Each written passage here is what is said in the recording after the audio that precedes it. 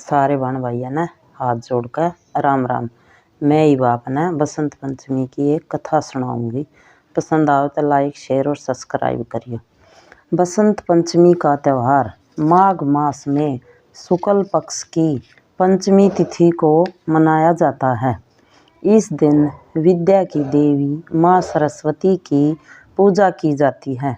कहा जाता है इस दिन माँ सरस्वती की उत्पत्ति हुई थी। बसंत पंचमी के दिन पीले रंग के वस्त्रों का विशेष महत्व होता है। संगीत की उत्पत्ति करने के कारण माँ सरस्वती संगीत की देवी है।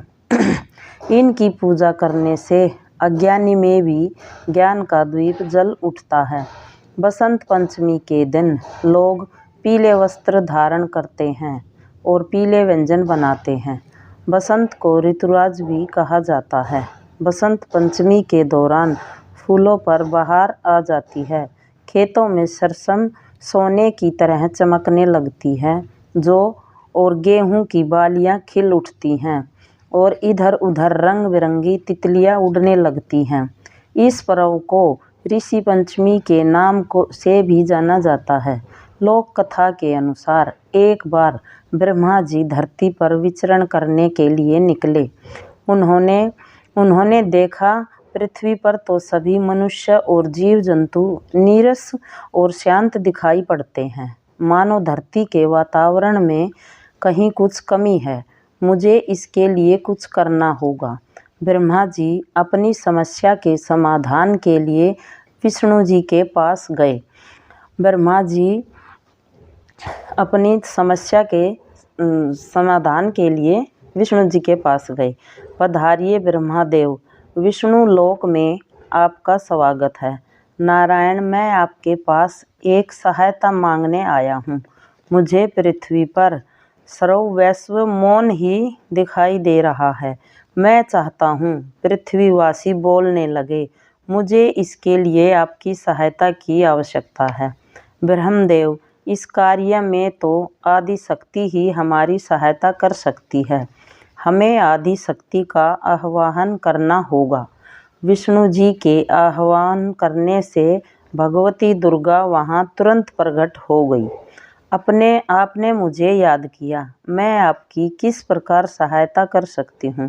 देवी दुर्गा, ब्रह्मा जी चाहते हैं कि पृथ्वी पर मौन न रहे। पृथ्वी पर चारों ओर उदासी है। इसके लिए हमें आपकी सहायता चाहिए। आप चिंतित मत होइए, मैं आपकी सहायता अवश्य करूंगी। ब्रह्मा जी और विष्णु जी की बातें सुनने के बाद उसी क्षण आदिशक्ति दुर्गा माता के शरीर से श्वेत रंग का एक भारी तेज उत्पन्न हुआ, जो एक दिव्य नारी के रूप में बदल गया। यह रूप चतुर्भुजी सुंदर स्त्री का था, जिनके एक हाथ में वीणा तथा दूसरे हाथ में वरम मुद्रा थे और अन्य दो हाथों में पुस्तक एवं मालाएं थी। सभी मेरा प्रणाम स्वीकार करें। मेरे लिए क्या आज्ञा है? देवी, आपको सृष्टि में वाणी उत्पन्न करनी होगी।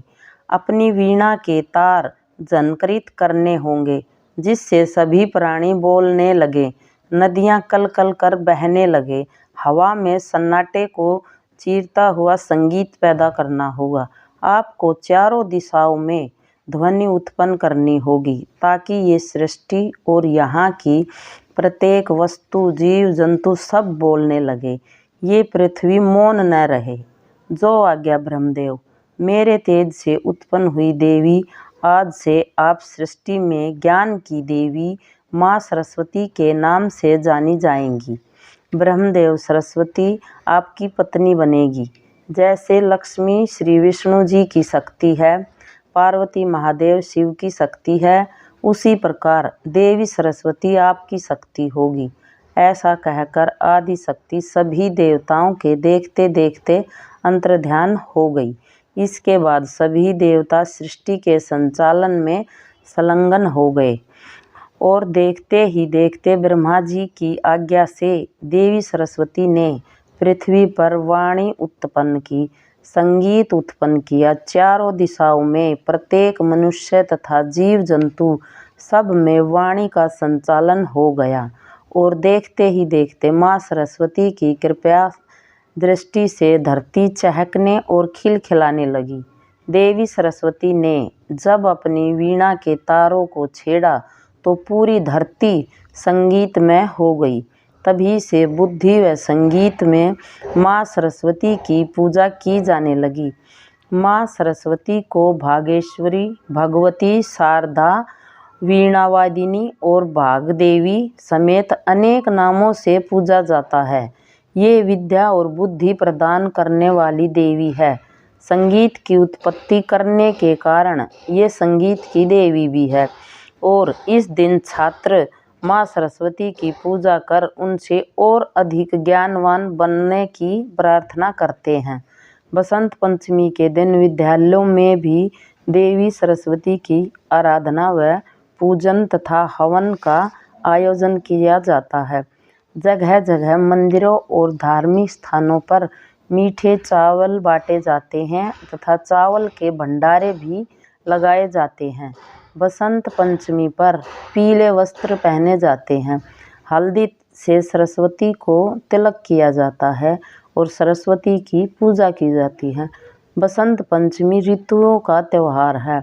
इस प्रकार सभी जगह मंदिरों में, विद्यालयों और घरों में सभी माँ सरस्वती की पूजा अर्चना करते हैं और माँ सरस्वती का आशीर्वाद लेते हैं। जय माँ सरस्वती, विद्या की देवी।